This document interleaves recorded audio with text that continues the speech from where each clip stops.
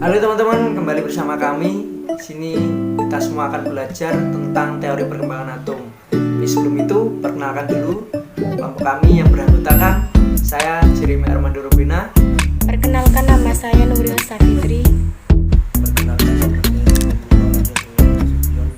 Perkenalkan, saya Vidya Duyet Masari. Saya Astatri Sostika Wijaya dari kelas radiologi A.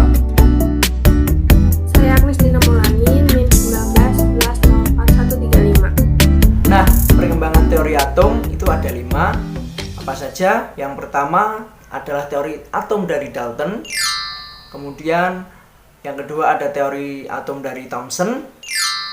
Yang ketiga ada teori atom dari Rutherford. Dan yang keempat ada teori atom dari Niels Bohr. Dan yang terakhir ada teori atom modern. Nah, 5 teori atom ini akan kita pelajari bersama. Seperti apa ulasannya atau penjelasannya? Mari kita simak bersama-sama. Oke, langsung saja.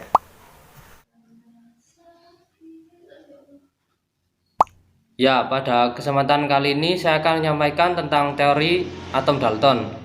Teori atom Dalton merupakan sebuah teori tentang atom yang ditemukan oleh John Dalton pada tahun 1803. Menurut John Dalton, teori atom didasarkan pada hukum Lavoisier atau hukum kekalahan massa dan hukum Proust atau hukum susunan tetap.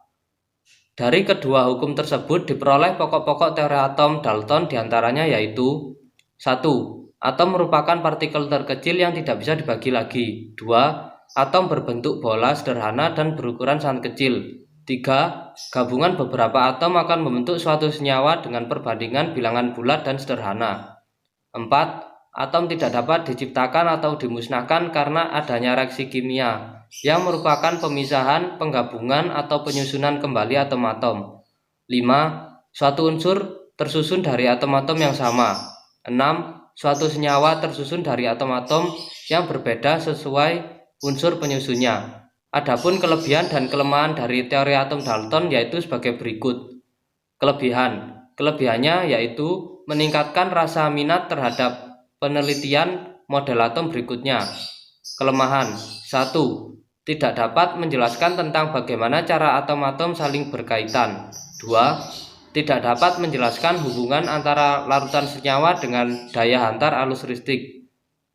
Karena atom merupakan bagian terkecil dari suatu unsur yang tidak bisa dibagi lagi. 3. Tidak dapat menjelaskan sifat listrik materi. 4. Tidak dapat menjelaskan perbedaan antara atom unsur yang satu dengan atom unsur yang lainnya. Terima kasih. Nah, berikut ini saya akan menjelaskan teori atom Thomson. Teori atom Thomson muncul setelah teori atom Dalton pada tahun 1803. Teori ini penyempurnaan dari teori atom Thomson, J.J. Dalton. Memperbaiki kelemahan dari teori atom Dalton dengan penemuannya yaitu elektron pada tahun 1897. Elektron adalah partikel yang bermuatan negatif. Thomson menyimpulkan bahwa sinar katode merupakan sebuah partikel karena dapat memutar baling-baling yang diletakkan di antara anode dan katode.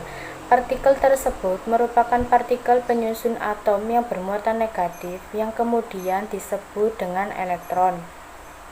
Isi dari teori atom Thomson yaitu atom merupakan bola pejal yang bermuatan positif dan di dalamnya tersebar elektron yang bermuatan negatif. Teori ini disebut sebagai teori roti kismis. Kenapa demikian? Karena roti digambarkan sebagai atom yang bermuatan positif dengan melekatnya kismis di sekeliling roti yang digambarkan sebagai elektron yang bermuatan negatif.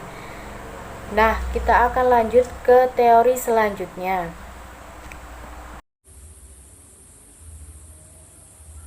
Ini adalah atom Rutherford. Teori atom Rutherford. Pada tahun 1911, Rutherford menyangkal kebenaran teori atom Thomson yang mengatakan bahwa atom merupakan bermuatan positif dan di sekelilingnya terdapat elektron yang bermuatan negatif layaknya roti kismis. Teori atom Rutherford mengatakan bahwa atom mempunyai inti yang merupakan pusat massa yang dinamakan nukleus dan dikelilingi oleh awan elektron yang bermuatan negatif. Hasil penelitian Rutherford sekaligus menggantikan model atom Thomson. Rutherford mengajukan model atom yang menyatakan bahwa atom tersusun dari inti yang bermuatan positif dikelilingi oleh elektron-elektron yang bermuatan negatif seperti planet mengelilingi matahari.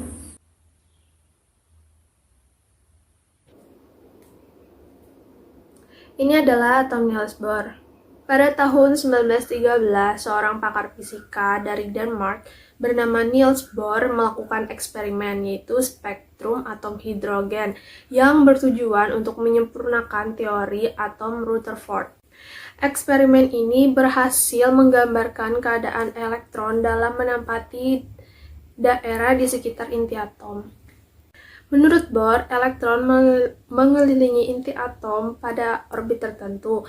Hanya terdapat orbit dalam jumlah tertentu dan perbedaan antar orbit satu dengan yang lainnya ialah jarak orbit dari inti atom. Keberadaan elektron baik di orbit yang rendah maupun yang tinggi sepenuhnya tergantung oleh tingkatan energi elektron, sehingga elektron di orbit yang rendah akan memiliki energi yang lebih kecil daripada elektron di orbit yang lebih tinggi. Penjelasan Bohr tentang atom melibatkan gabungan antara teori klasik dari Rutherford dan teori kuantum dari Planck, dan secara garis besar Bohr mengemukakan model atomnya sebagai berikut. Elektron dalam atom bergerak mengelilingi inti pada lintasan-lintasan tertentu, tidak memancarkan energi. Lintasan-lintasan elektron itu disebut kulit atau tingkat energi elektron. Elektron dapat berpindah dari satu lintasan ke lintasan yang lain. Perpindahan elektron dari tingkat energi tinggi ke rendah disertai pancaran energi, sedangkan perpindahan elektron dari tingkat energi rendah ke tingkat tinggi disertai penyerapan energi. Elektron yang bergerak pada lintasannya berada pada keadaan stasioner, artinya elektron tidak memancarkan atau menyerap energi. Menurut model atom Bohr, elektron-elektron mengelilingi inti pada lintasan-lintasan tertentu yang disebut kulit elektron atau tingkat energi. Tingkat energi paling rendah adalah kulit elektron yang terletak paling dalam. Semakin keluar, semakin besar nomor kulitnya dan semakin tinggi tingkat energinya. Kelebihan atom Bohr adalah bahwa atom terdiri dari beberapa kulit untuk tempat berpindahnya elektron. Kelemahan model atom ini adalah tidak dapat menjelaskan efek Zeeman dan efek Schrack. Baiklah, di sini saya akan menjelaskan tentang teori atom modern. Teori atom modern berkembang setelah teori atom Bohr. Pada tahun 1924, seorang ahli fisika Prancis yang bernama Louis de Broglie menyempurnakan kelemahan dari teori atom Bohr yang tidak mampu menenangkan model atom selain atom hidrogen serta gejala dalam medan magnet. Menurut Broglie, elektron tidak hanya bersifat partikel, elektron juga bisa bersifat gelombang. Sedangkan menurut Niels Bohr, elektron hanya bersifat partikel. Pendapat Louis de Broglie kemudian dikembangkan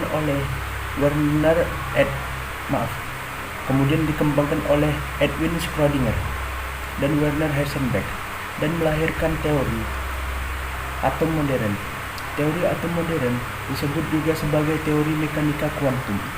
Prinsip dasar teori atom modern adalah gerakan elektron dalam mengelilingi inti bersifat seperti gelombang. Teori ini digunakan untuk menjelaskan sifat atom dan molekul. Berdasarkan teori mekanika kuantum, kedudukan dan momentum suatu benda tidak mungkin dapat ditentukan secara seksama pada saat bersamaan. Yang dapat diketahui hanya kebolehjadian menemukan elektron pada jarak tertentu dari inti atom. Teori